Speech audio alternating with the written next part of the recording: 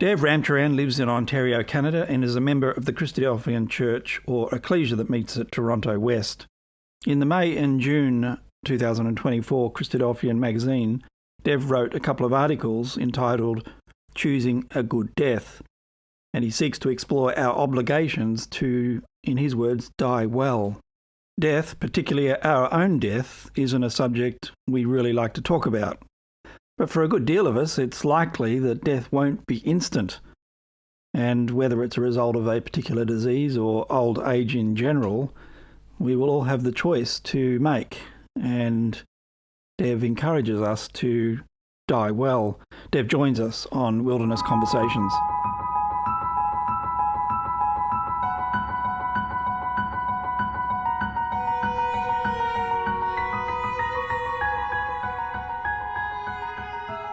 Dev, thanks so much for joining Wilderness Conversations. Steve, it's a real pleasure to be here, and thank you so much for asking me. It's nice to see you. I haven't seen you for a long time, so it's nice to see your face on the screen. And as I age, it's becoming less and less a face you want to see on screen and more a voice you want to hear through audio. Hence podcasts Yes, and not vodcasts. Yeah, exactly. Perhaps before we get into the subject at hand, perhaps you could tell us a little bit about yourself. And I don't remember your background, where you spent your childhood, and how you were introduced to the gospel. Okay, so I'm 62 years old now. My wife Rose and I will have been married for 40 years, August 7th of this year. We have three girls. They're 35, 33, and 31. All out of the home and all living independent lives. We came into the truth in an interesting way. Now, I have an East Indian background, but my parents grew up and were raised in Trinidad in the Caribbean, which was one of those places in the British colonies that Indian workers went to after slavery was abolished and when emancipation came.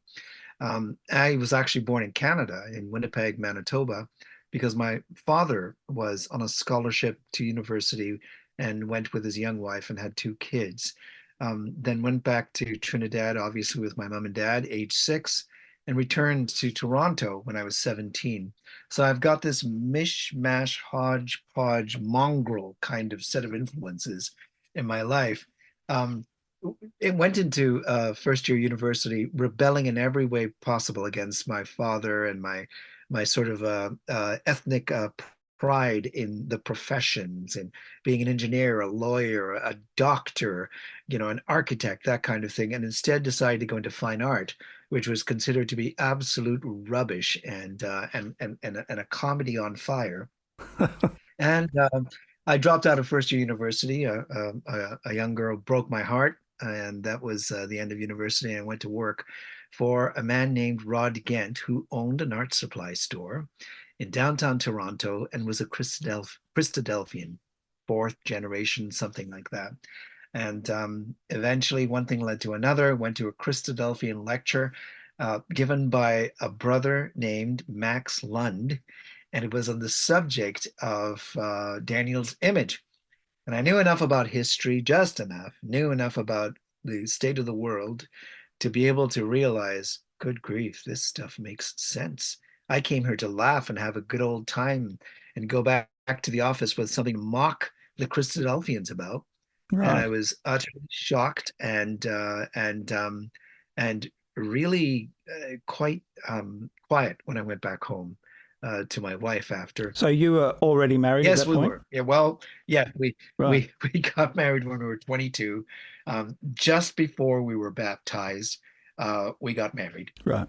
So there was about a 9-month period, which, Brother Rod and Sister Linda would describe as Rose was an easy birth. I was a breech birth. Right. You were the troublemaker. You asked difficult questions. I'm fascinated by your response to the lecture because 100 people, 1,000 people could go and listen to that lecture and not have that response. And I'm always interested in the subject of, Christ says that he calls us. We don't, it's God that initiates the call. And I guess that's very hard to describe, but that's sort of what I'm hearing is, 1,000 people could listen to the lecture. You heard it and you heard something different to what everyone else hears. True. It's true. So, at that age, I was very much influenced by and interested in American conservative right wing, not as far right as what you see today with, the United States and the MAGA group with Trump and so on, but people who were thoughtful, who had a sense of history and could track and see the impact of the decline of liberal cultures on what was happening in the Western world. And I saw it, I believed it, I understood what they were writing about.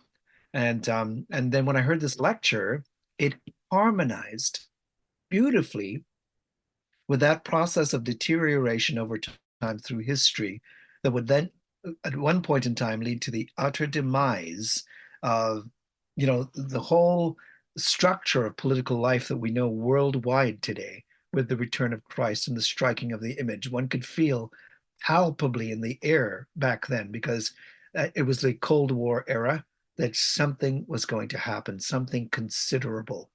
And that gave a name to it for me. Mm. Okay, I'm guessing you weren't a normal 22-year-old thinking like that. I've always been an abnormal man all my life, Steve.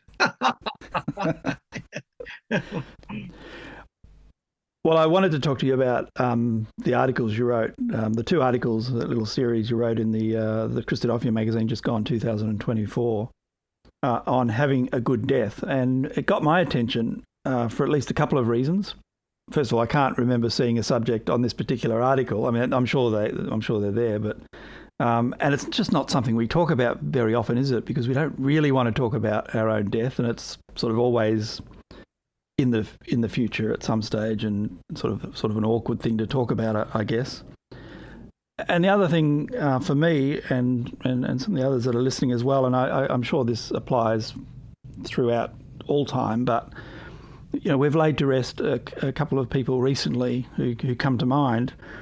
And interestingly enough, they were sort of diametrically opposed. We laid to rest in our ecclesia a sister who was well into her 90s and who I could only describe as a mother of the ecclesia. She was just one of those wise sisters, grandmother to a number of generations, and an incredibly faithful example.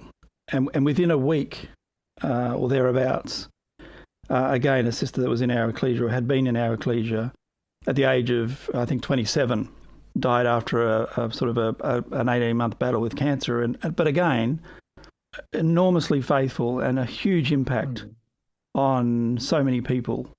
So you've got these two completely different examples, but both faithful sisters who had an enormous impact through their life, but also through the way that they died.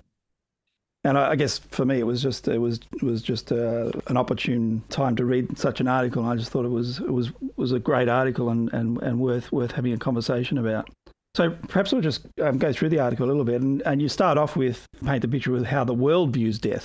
Yes. So it starts off with what I feel really is one of those poems that characterizes in a very, very poignant way how the world actually tends to view death.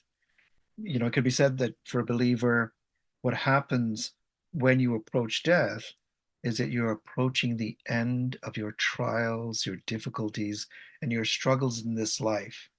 Whereas for somebody in the world, it feels like something is being taken away from them. They're being robbed of something that they are going to want to struggle to hold on to in every way, shape, and form.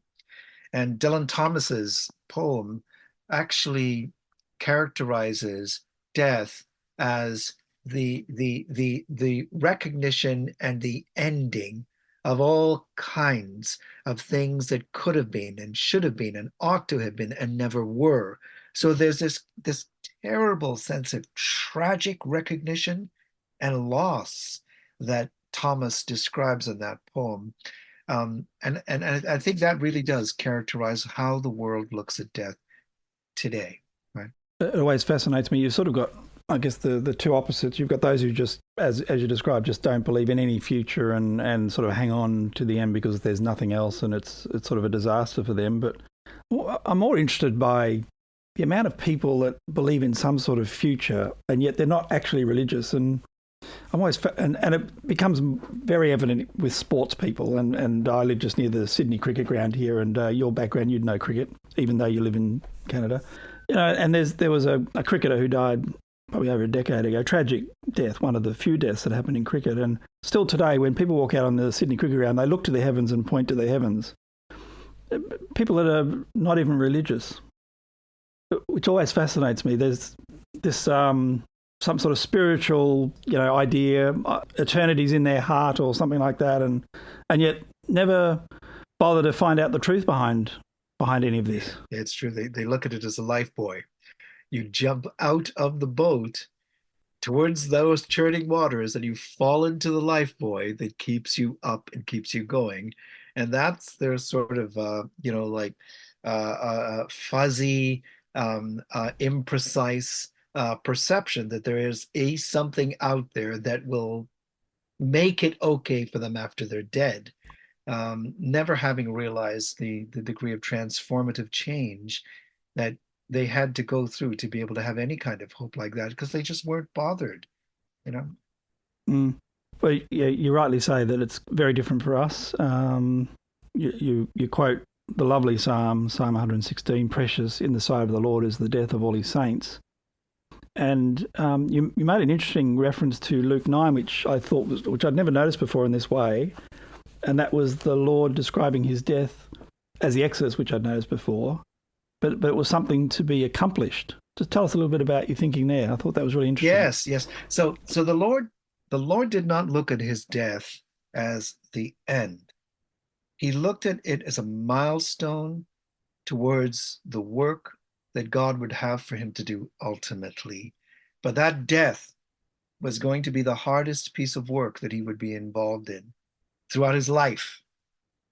It would be the end of a road of effort that would be the most intense effort that he would undergo.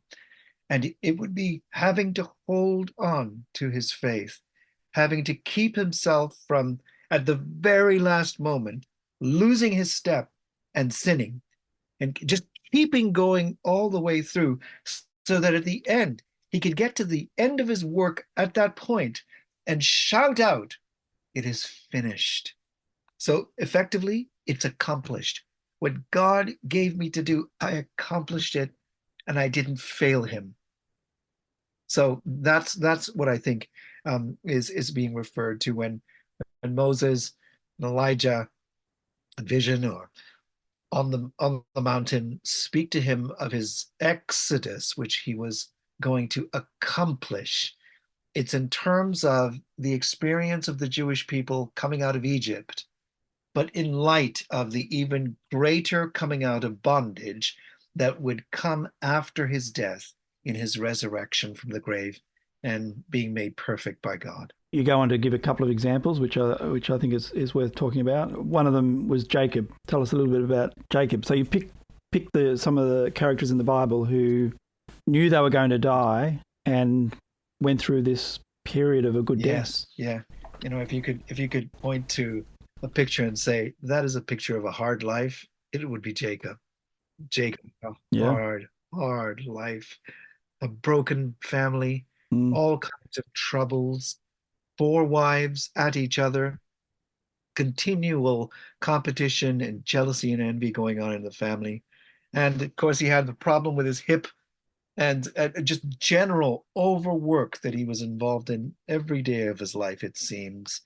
And then he gets to the end, and he doesn't just dissolve away into quietness and become a shadow that then disappears. He makes his death something meaningful.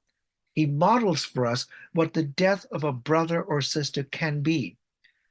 In it, he lays out for his kids who they are and have been, but he also tells them who they're going to be through the hand of God in their lives. He comforts them with those pictures of the future of the tribes that these faulty men would all become the forefathers of. And he also gives blessings to the children of Joseph. And when Joseph tries to correct him, he says, "No, I knew what I was doing." Do you realize that's the only time Right. Joseph is ever corrected in his entire life narrative once, when he thought his father was wrong and tried to correct him because he thought his hands were on the wrong child's heads. Right. But Yep. Jacob made his death a good death. And what do I mean by a good death? Is all this pain and all this soreness and all of the chronic health issues and all of the memory gaps and losses and sometimes the depression that you're dealing with as an older person, is all of that something out of which you can harvest a good death? Yes, you can, by making even those things somehow serve in such a way as to honor God and to give the people after you something to hold on to that they can remember you by and be inspired by. And he didn't pull any punches, which is interesting. So, I mean, the promises that he gave his children and looking forward to the future of the children of Israel was fantastic. But within that is some pretty heavy-hitting feedback, which you could think of, well, at that stage of your life, we'll just let it go, let the next generation worry about it. But he was passionate about them realising the mistakes they'd made and I guess giving that feedback for their own benefit, which was an extraordinary example. I love the way you put that. He was giving them an opportunity to confront things that they had done and covered up or hidden so that they could move forward and grow past as forgiven men and be able to grow to full maturity. It almost seems as if Reuben takes a shellacking. Simeon and Levi get something similar. These are not easy things to hear from your old dying father. And yet they needed to hear those things. They needed to reflect on them. And they needed to understand, what do I have in me that's still there that those things are connected with and illustrated by, that I need to change and change now, with my father giving me this advice. The next example you gave was Moses, who no doubt gives us the longest farewell speech ever recorded, which was the book of Deuteronomy, I'm guessing. Probably one of my favourite books, I've got to say. I never cease to amaze Isn't it beautiful? With the book of Deuteronomy. A beautiful, wonderful book, the book of Deuteronomy. Yeah, he has a good death. And, it can be, for instance, in this world that we live in, if you've got a CEO or an executive or a leader or somebody who owns a business, they always want someone who comes in after them not to be better than them, but a little bit worse, so that by comparison, they shine. And so any succession planning that they do is half-hearted and always self-directed. Moses didn't do any of that. He truly trained Joshua in every way he could. He knew Joshua was sensitive. He knew Joshua was a man who might sometimes have had a delicate temperament. He knew that he was strong and powerful, but he was self-doubting in the extreme. And he did everything in his power. Be strong and of a good courage. God is with you. He's going to be with you. And he encourages and trains them. And then when he speaks to Israel, he tells them who they are. He tells them how they behaved. He tells them about their hard-hearted rebelliousness. He puts in front of them and says, look, you lot have got two directions you can go in. If you go in this direction, blessings. If you go in the other direction, here's what's going to happen to you, including cannibalism, which happened during the period of the siege of Rome, happened also during the Holocaust. Yeah. It also happened during the Holocaust, where these people, so desperate, ate human flesh just to stay alive longer. It was a hard message to give, wasn't it? Yes, it was. Yes, it was.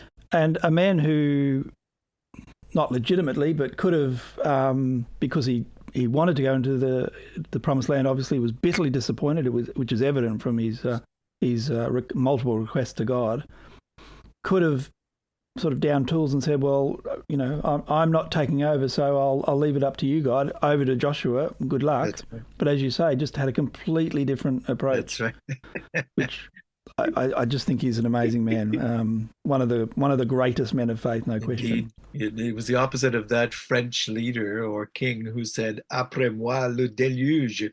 After me, let the flood come. Let it come, the flood. Right. And there's a lot of that. You do see a lot of that. The next one is David.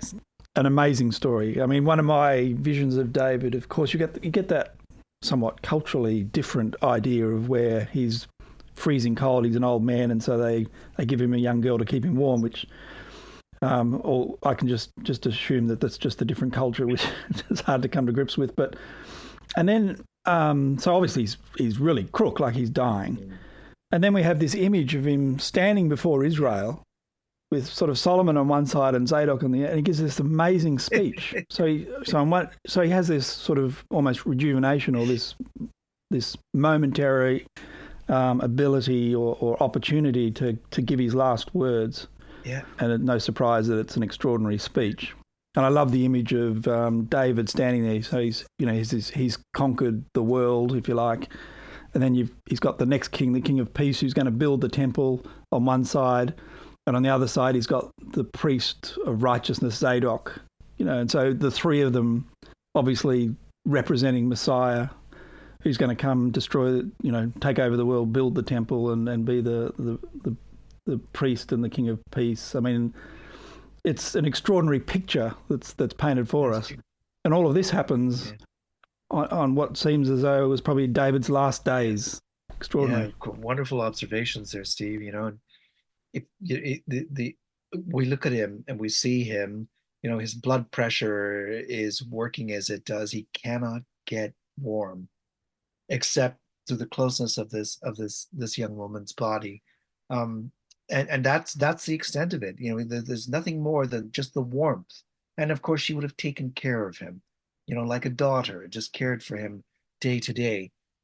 But he looked as if he was down for the count. He was gone. He was out until he had a purpose that rejuvenated him. And that's a message for us as older people. Have a purpose.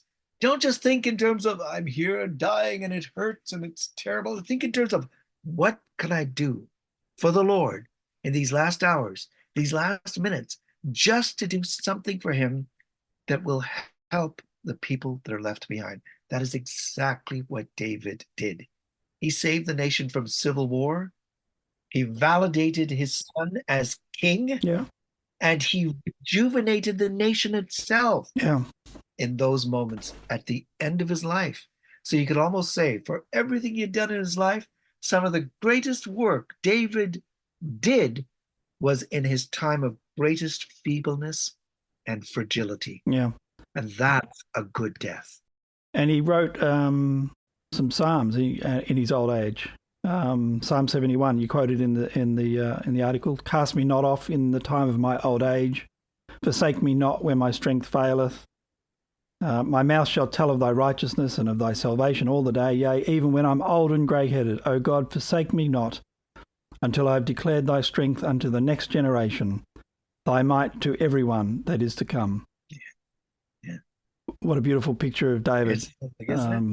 It's an inspiration to us, and hopefully to older brothers and sisters too, likewise, to see that David could write that. He knew his days were short, and he asks just that one thing: give me enough time to preach and inspire the generation after me. So he did. So the next generation, of course, was Solomon and all those of Israel. You have an interesting view on Solomon. Tell us a little bit about that, because it's not one that I would have thought of, to be honest. Some good Bible students have challenged me on that. So my view is this: that there is that little cryptic comment that says in 2 Chronicles 11 at verse 17, so they strengthened the kingdom of Judah and made Rehoboam the son of Solomon strong 3 years. For 3 years they walked in the way of David and Solomon. Now, after the terrible picture that is depicted in the Kings of Solomon and his deterioration morally and spiritually, and the way that he seems to just, fritter away the truth in his pursuit of an adoption of the thinking of these many women that he was, married to or had it as his concubines and so on. If we're left with that alone, it's a dire picture. But if we then splice in Ecclesiastes and look at the realizations that the person who wrote that book came to.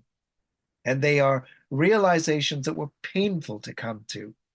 And the comment that he makes at the end about the duty of man, then to me, Ecclesiastes, together with this little passage, indicate this was a man who changed and went back to God. Now, a brother or two have pointed out to me, yes, but Chronicles was intended to establish and rehabilitate in the minds of the Jewish people the royal line of Judah. And so there's a rehabilitative effect that's going on through that book. But the real story about who Solomon really was is in the Kings. And I don't believe that. I don't believe that, because that's what this is saying. You don't realize you're saying it, but you're saying this. The writer was writing in order to rehabilitate, the Kings. And no, if he was inspired by God, God was the author of the entire record, both ways. And so God is balancing the picture himself in what he's written. So I do think that Solomon did turn and change his ways, Steve. I agree. And I read Ecclesiastes as almost being the ultimate message of an old person. Like it's sort of the culmination of a life's experience, coming to the realization there is nothing else, as you say. And it's sort of like, it's hard to imagine him sort of being a younger person writing it. I envisage him as being the older Solomon writing Ecclesiastes. That seems to be when it's written to me. Yeah, I agree with you. Fear God and keep his commandments. And you might think, well, that's an awful, tiny snippet of something. Well, no, it is the essence and the heart of everything that we hold dear as believers.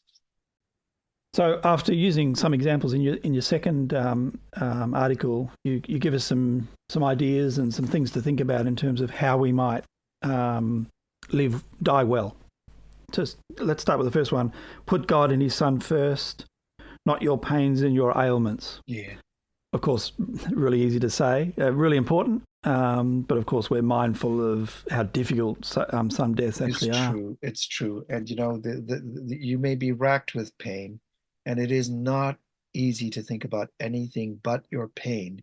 It's as simple as, can I put my feet on the ground off this bed without sharp pains running up my legs and the certainty that I'm going to fall down? Now, it's a stage we get to. And in a stage like that, it's difficult to think of anything else. But what I hope that we can at least try to think about is there a way to put God first? Ask God to give you the strength to still keep him in mind and his son, so that as you do what you do in those last days, the days that lead to your death, you can still find a way to be useful. And at the heart of it, being useful through our good death is always about putting God and his son at the center. You mentioned that it's an opportunity to preach. Yes. And perhaps there's no more powerful message than someone who's on their deathbed, who sees it all so clearly at that point in their life. Yeah. You look at the people around you and you say to them, some of them are your relatives, some are not in the truth. Look, I know you think that this is the most important thing to you. That boat, that house, that trip to Bali, your son in an Ivy League university, but those are not the important things.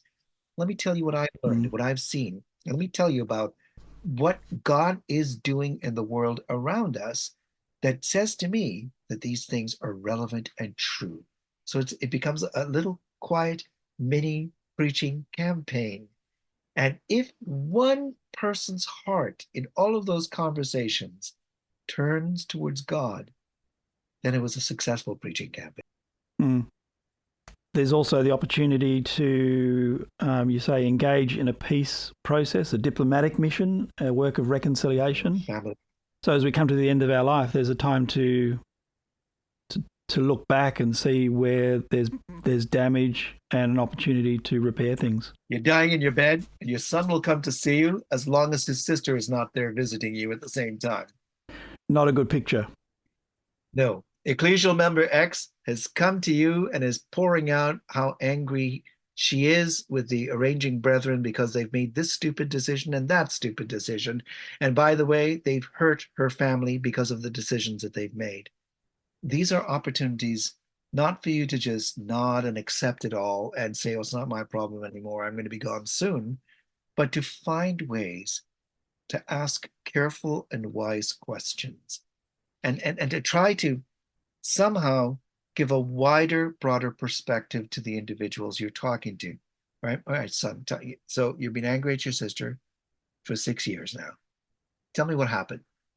Well, didn't she tell you? And then he goes into it, and as he talks it out, you get the chance to then give him a little bit of feedback on how important or not important that might have been, and to ask questions about, was there anything else going on in your life at the time that was causing pain and stress and struggle, so that what she said was just the match that blew up the powder keg that was already there. You know, and you talk about that 90-year-old sister, a mother and a grandmother in Israel to the whole ecclesia. I am absolutely certain the reason she was so beloved is because she was good at having these difficult conversations with such love and gentleness and empathy that it actually had a way of turning people in different directions. Yep. A time where you can share your personal testimony is another thing you talk about. And my mind went to Jacob, who said at the end of his life, "The God which fed me all my life long unto this day, the angel which redeemed me from the evil, bless the lads." Yes. An extraordinary view of his life. It's a beautiful example. And that's exactly what it is. We hear testimony and we hear slapping of Bibles, jumping in the air, praise the Lord, and tambourines are jingling and jangling. And we think that's Pentecostal nonsense. But what does testimony mean? It means testifying, giving evidence, citing examples and stories that show the people you're talking to how God has worked in your life, so that you're able to say, you know, dear, this happened. Here's where we were headed. And here is what happened out of the blue. And I'm telling you, that was the hand of God in my life. It's the only explanation for that change in direction, or that saving out of trouble, or that healing that occurred that the doctors couldn't explain, or whatever the case may be. And that becomes a testimonial to a potent, intimate activity of God in your life, as opposed to us as a corporate group. God loves us. God works with us. God cares about us. This is how he worked with me. This is how he changed me. You know, I was an edgy, hard, argumentative, quarrelsome person, and he softened all those edges out. And it was through trial and trouble and the experience of difficulty, all the while, God in the mix, so that I changed.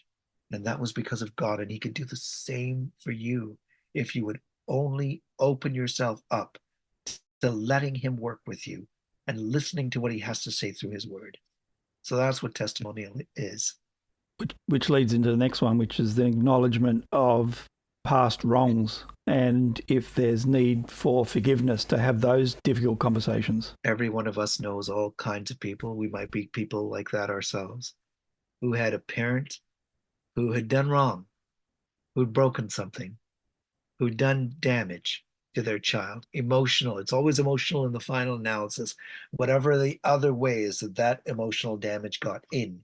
And they left without a word of acknowledgement, without doing what they could to rectify what they broke, dying and then leaving their child holding a basket full of poisoned apples, right? And so this is to say, you know, dear, I wish I'd been a different kind of mother to you. I wasn't warm enough. I wasn't there when you needed me. I grew up in my particular way, tough, hard, figure it out, don't ask for help. And I raised you the same way, and that was wrong. And I want to apologize to you for that. And I want to ask you, is there anything I can do now? Anything you need me to explain?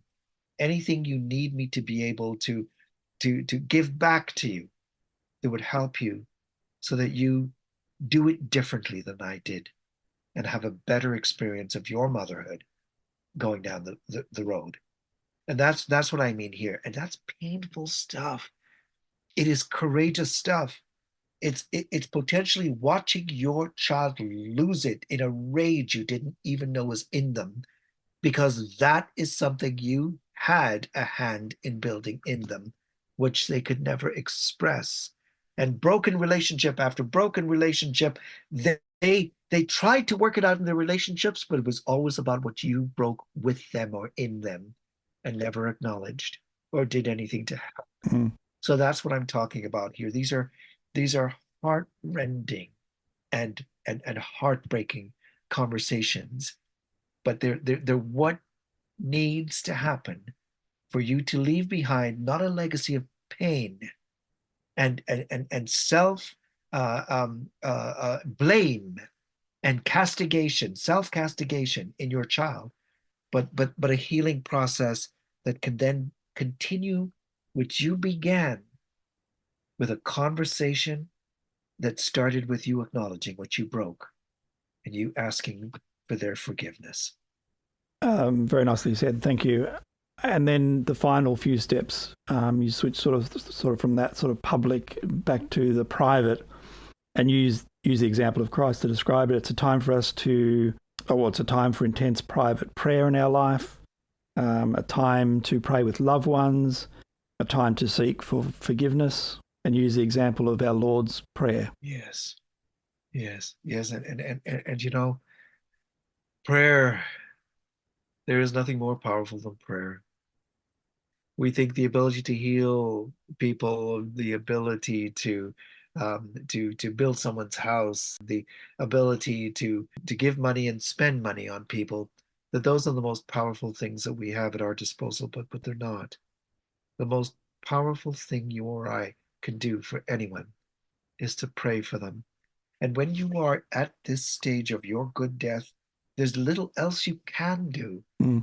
And yet we finally know and realize this is powerful stuff. It is a direct link to the Almighty on behalf of someone else, to help them to hold on, to get through, so that they're able to make it moving forward. It is a time of prayer personally, but also with. When the disciples heard Christ praying to God for them in John, in the those chapters after the upper room, they heard a prayer like no prayer they had ever heard in their lives. It didn't have the formalistic structure and repetitiveness of Jewish prayers in the synagogue and in the temple.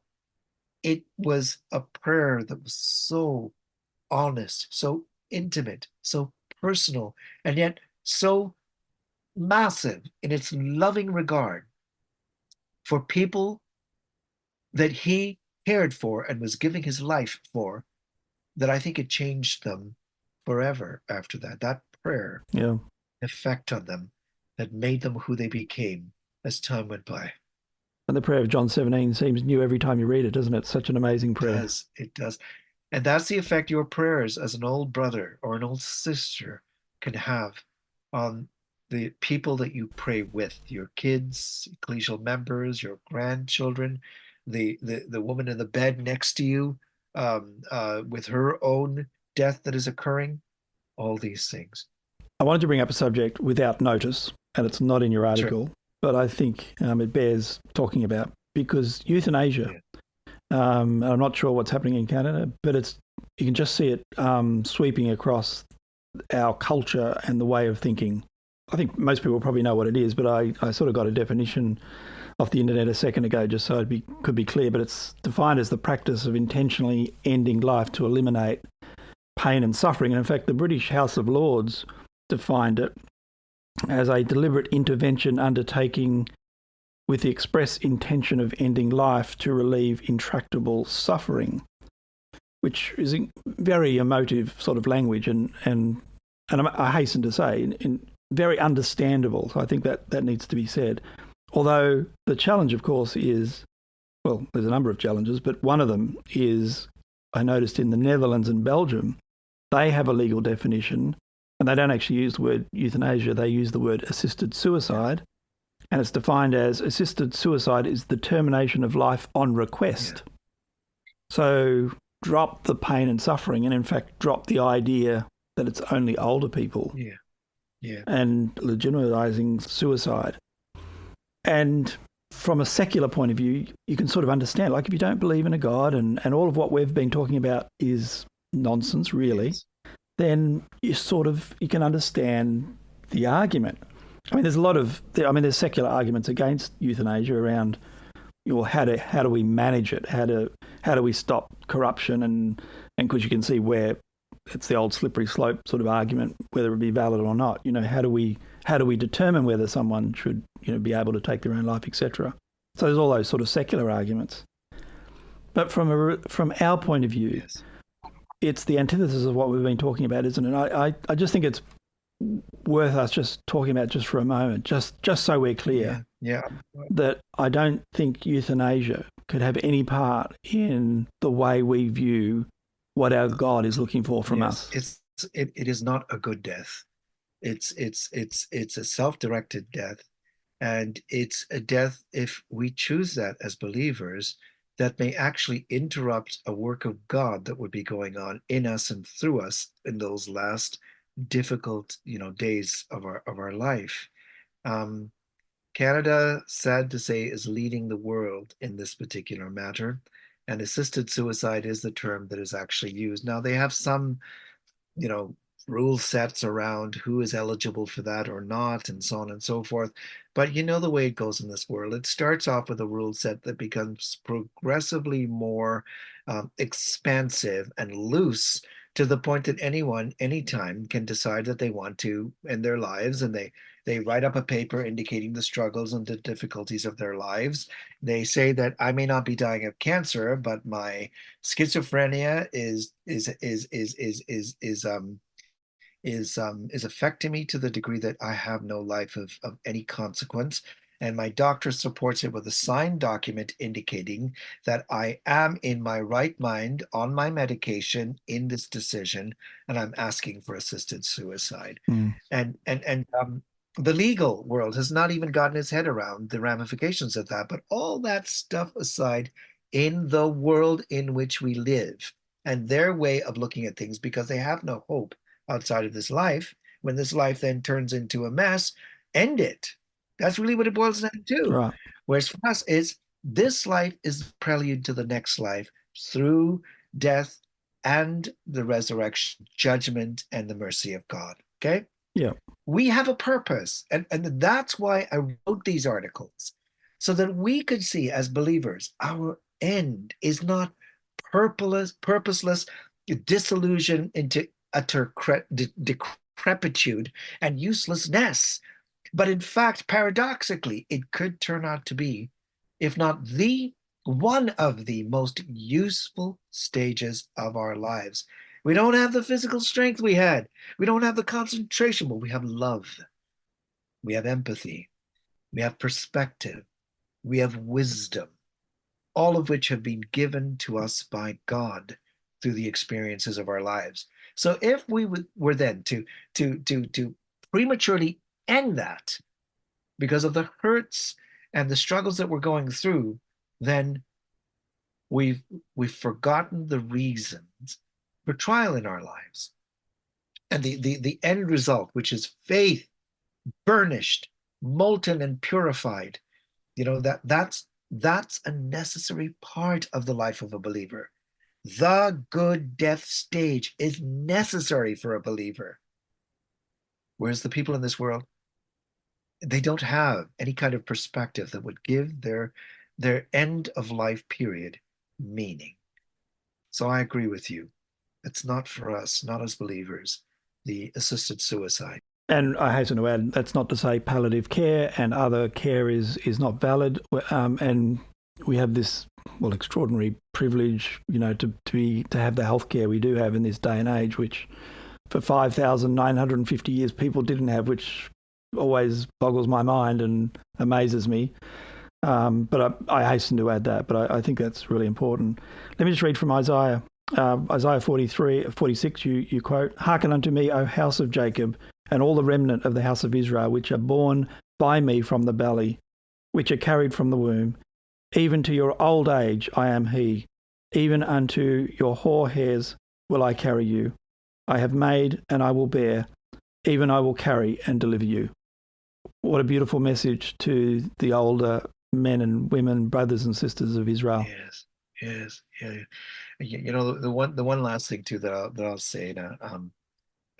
You didn't raise the subject either, and that is when we are in that palliative care stage and we're hooked up to machines that are keeping us alive. We have to be able to prepare our kids in advance regarding what to do at that stage. Mm. They'll be dealing with massive amounts of guilt. There'll be conflict in the family about when or when not to pull the plug. And so an intelligent, thoughtful conversation that involves the kids might involve your doctor to just have some guiding principles about what you would want them to do when you're at that stage. One daughter may say, he's still alive, so he's staying alive, and I'm putting my foot down. Another will say, that's not what Dad wanted. Right. He said, when I'm brain dead and there is no hope of coming back from that, if they are artificially keeping me alive, stop. Right? So if you in advance can have that conversation with them, it makes it easier on the kids down the pipe. And that's the last I'll say, Steve. Again, another quote, I think we might have read it before. "Cast me not off in my old age, forsake me not when my strength faileth. I will hope continually, and will praise thee yet more and more. My mouth shall tell of thy righteousness, and of thy salvation all the day. For I know not the numbers thereof, yea, even when I'm old and grey-headed, O God, forsake me not, until I have declared thy strength unto the next generation, thy might to everyone that is to come." David, Psalm 71. Dev, thanks very much for joining Wilderness Conversations. A real joy to be with you. Thank you so much. God be with you and with everyone who listens to your podcast.